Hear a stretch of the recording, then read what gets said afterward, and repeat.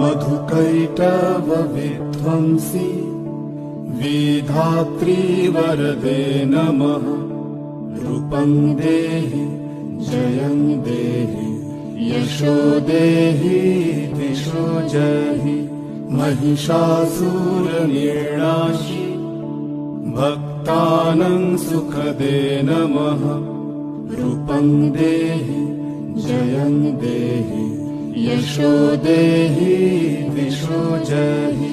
धूम्रनेत्रवधे देवी धर्मकामार्थदायिनी।